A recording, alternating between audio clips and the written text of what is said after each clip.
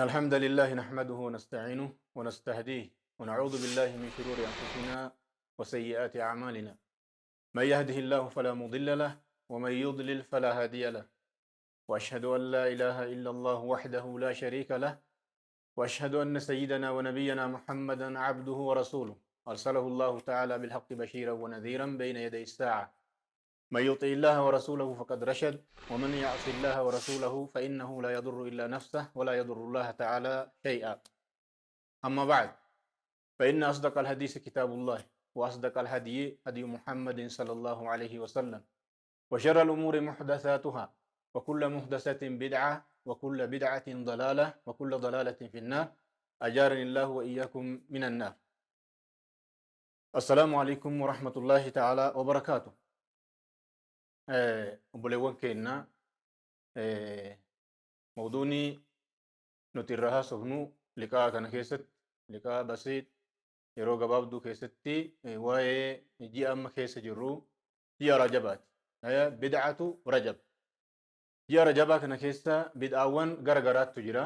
Bid'aa ji'a kana keessa jirtu tan diin irraa aslii hin qabne, tan rasuuli rabbiillee hin dalagin, ta sahaabaan rasuula rabbiillee hin dalagin, ta taabi'inillee hin dalagin, ta qarnii mufaddalaa qarnii quruuna salaasaa duraa ta rasuuli rabbi sallallahu alaihi wasallam salaahan yookaan khayriidhaan isii dubbatan keessatti ta hin dalagamin, ta achi as waggaa 400 booda argamte sanirraa waan gabaabduu haasofna jecha.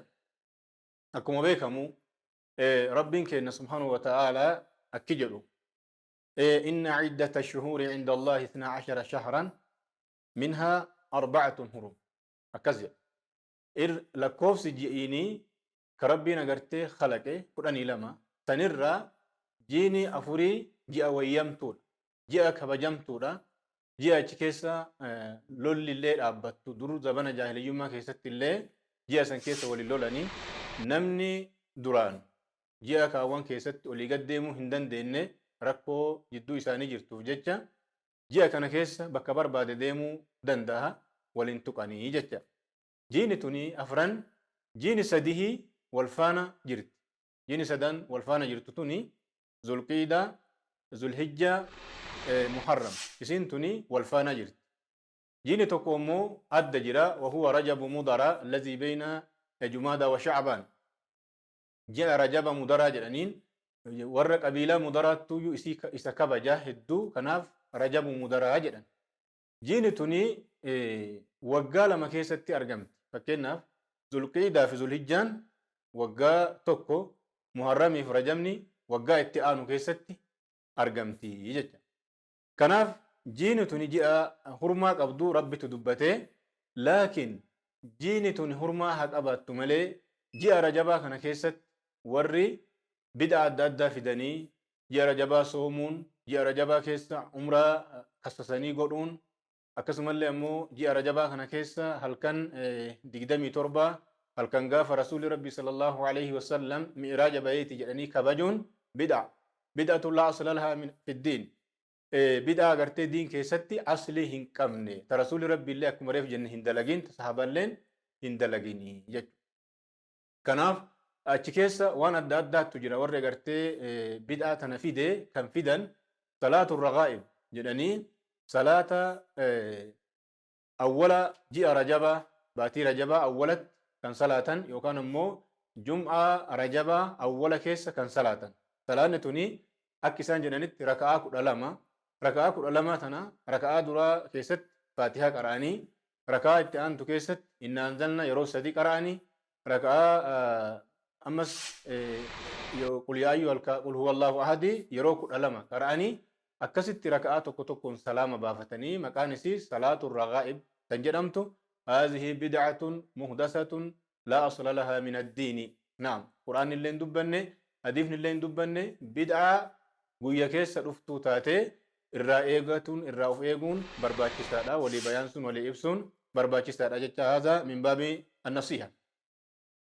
Akkasuma ammallee halkan tuni wanni akkas godhaniif halkan rasuuli rabbi sallallahu alaihi wasallam mi'raaja itti bahe akkas jedhan. Halkan rasuuli rabbi israa'aa fi mi'raaja keessatti argamsiise jedhanii فديلا كنا قبدي فديلا كنا بجت نمني صلاة كنا صلاة وانا كنا أرجعت يعني وان دين كيست أصلي هنكمنه دبتني كرا قراني أمتا فقرتي كرا هنتاني قران جت كناف ربين كنا ما أم لهم شركاء شرعوا لهم من الدين ما لم يأذن به الله سلا شريك بيرو قبني كاغرتي شريعة إسانيف قران كربين كرا هنقرين جدي ربين كنا دبتي را محذر يجارا كناف واني خيري تاتي هندي في اتباع السنة سنة رسول ربي صلى الله عليه وسلم هردفور واني شري تاتي كل نموتو بدعة هردفورا كنافو بدعة شؤمي إسيت الرا نمني بدعة قبو أكا بدعة قبو اللي هنبيك أكا بدعة الرجل اللي هنبيك